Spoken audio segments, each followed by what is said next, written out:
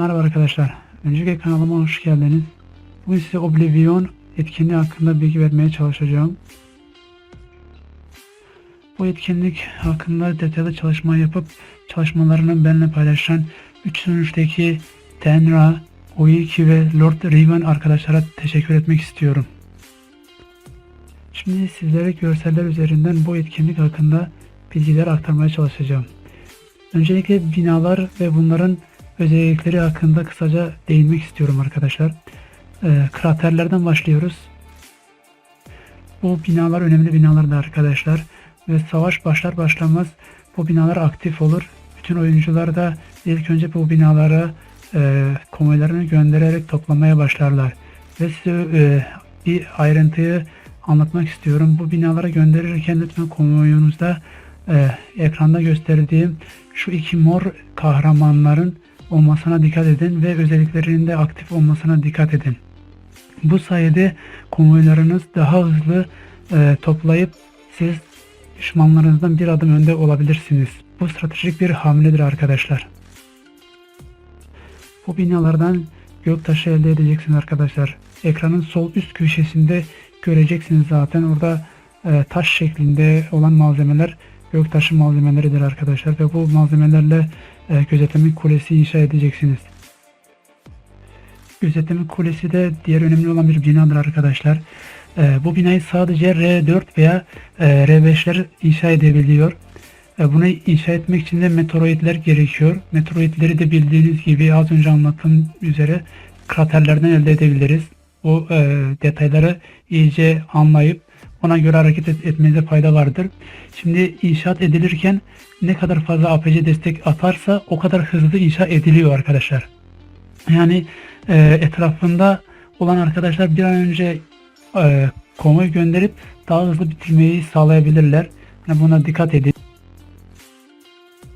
Şimdi eğer inşaat esnasında rakip takım bu binayı yakarsa, yani yıkarsa daha doğrusu o bölgeye hareket etme kabiliyetimiz kalkar. Yani oraya hareket edemeyiz.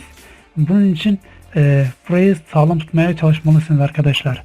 Aynı şekilde karşı tarafta size doğru gelmeye çalışırsa siz de onları engellemek için sürekli bu binaları yıkmaya çalışmalısınız. Aynı işlemler her iki taraf için geçerli arkadaşlar. Sizler ne yapıyorsanız onlar da aynısını yapmak isteyecektir. Onun için arkadaşlar bu binaları tanıyıp iyice özelliklerini anlamaya çalışın. Ben dediğim gibi olabildiğince bildiklerimi aktarmaya çalışıyorum. Umarım faydalı olur. Bu gözetleme kulesini daha iyi anlamanız için farklı bir görsel üzerinden de açıklayacağım. Yani harita üzerinden açıklayacağım.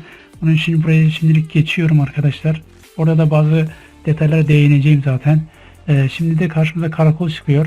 Karakolda hemen önümüzde ve savaş başlar başlamaz kraterler gibi bunlar da hemen aktif olacaktır. Bunları da konvoylarınızı gönderip elde tutmaya çalışın. Bunlar sadece puan sağlıyor arkadaşlar. Bunların çok da bir özelliği yok açıkçası. Buna geçelim. Komuta merkezi binası arkadaşlar ışınlanma verir. Işınlanmalar sınırsız değildir. Bunlara dikkat edin arkadaşlar. Bu binayı işgal ettiğinizde 2 adet ışınlanma verir. Her 5 dakikada bir de birer ışınlanma verir. Tüm takıma tabi. Bunlar bunun özellikleridir. Şimdi size cephanelik binasını tanıtacağım arkadaşlar. Saldırı ve savunma bonusu verir. İşgal edilen her cephanelik başına tüm ittifak üyelerine %50 saldırı ve %50 savunma olmak üzere çift bonus verir. Ve şunu da unutmayın, haritada 2 tane cephanelik binası var. Diğerlerinden de ikişer olduğu gibi bunda da 2 tane bina var. Bu ikisini işgal ettiğinizde %100 saldırı ve savunma bonusu almış olursunuz. Ve orta miktarda ve sürekli olarak ittifak puanı sağlar. Hastane. Hastane binası arkadaşlar işgal edildiğinde tüm ittifak üyelerine %100 tedavi hızı sağlar. Yani sizin yaralı olan askerleriniz %100 daha hızlı bir şekilde tedavi olmuş olur. Ve şunu da unutmayın arkadaşlar, bu etkinlik bittikten sonra askerleriniz geri dönecek. Yani hiçbir askeri kaybınız olmayacaktır. ve yaralı askerlerini bulmak için binanızın üstüne tıklayarak orada en sağda hastane diye bir şekil, bir sembol çıkar. Ona tıklayarak yaralıları tedavi edebilirsiniz. Veyahut ekranın sol alt köşesinde de kırmızı hastane diye bir kutucuk gelir. Oradan da tedavi edebilirsiniz. Uzay istasyonu. Arkadaşlar, uzay istasyonu haritanın merkezinde bulunur ve anahtarı üreten binadır. Bu binaya olabildiğince hızlı saldırmaya çalışın. Yani anahtar üretildiğinde ilk önce siz o anahtarı almaya çalışın. Eğer siz önce alırsanız aktarma yerlerinden, aktarma binalarından, yani buralardan geçerek puan kazanırsınız.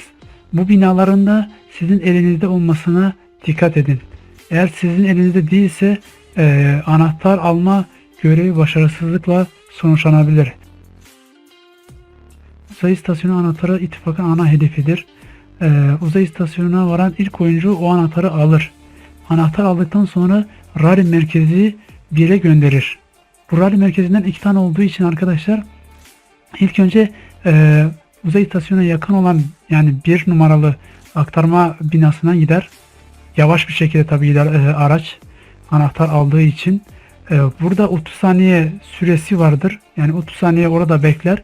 Eğer orayı savunabilirseniz, elinizde tutabilirseniz, anahtar da sizde olursa, kaptırmaz iseniz, o zaman diğer aktarma binası olan 2 numaralı aktarma binasına gider. Orada da aynı şekilde 60 saniye süresi olacaktır diyor. Orada da 60 saniye savunabilir iseniz, o zaman siz 1000 puan kazanırsınız.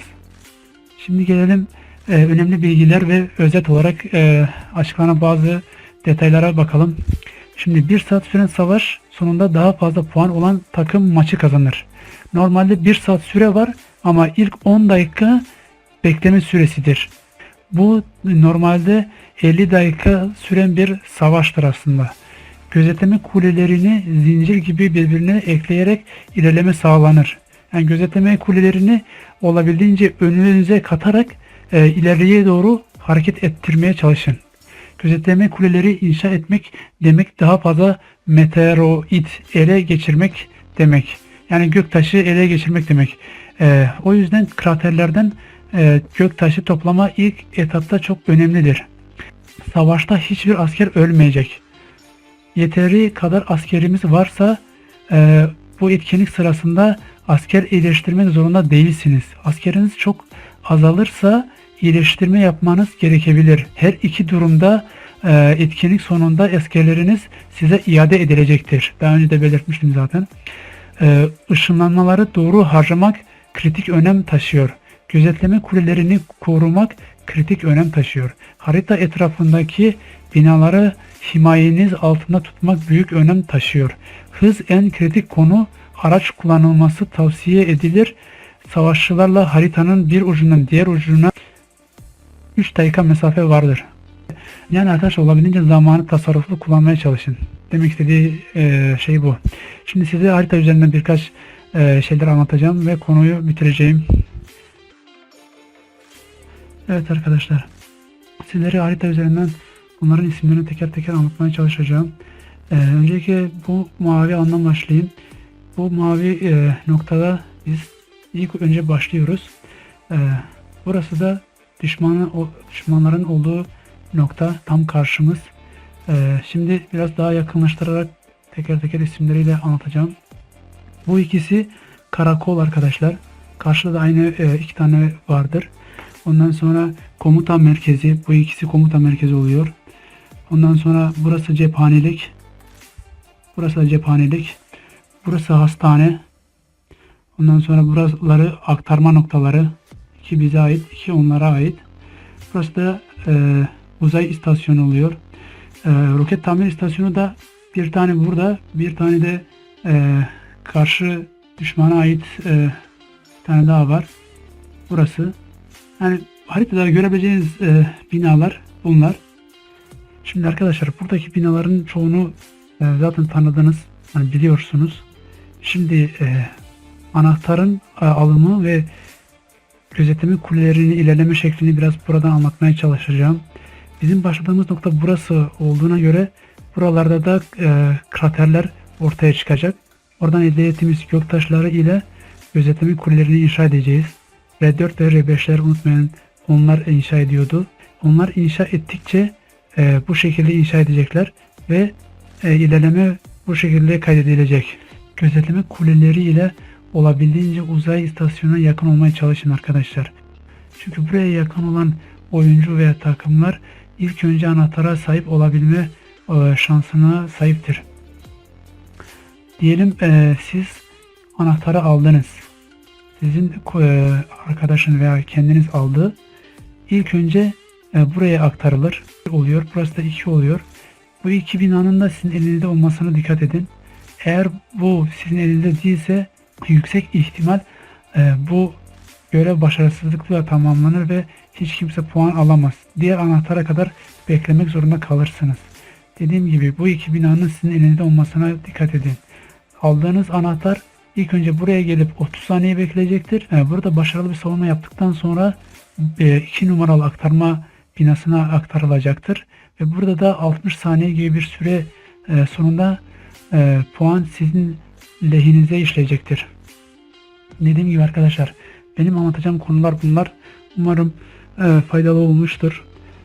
Evet arkadaşlar, bu konuyla anlatabileceğim tüm detaylar bunlar. Konuyla alakalı soru sormak isterseniz yorum kısmına sorularınızı sorabilirsiniz. Farklı bir konuyla alakalı video yapmamı isterseniz eğer onu da lütfen belirtmeyi unutmayın. Beni izlediğiniz için teşekkür ederim. Diğer videolarda görüşmek üzere. Kendinize iyi bakın.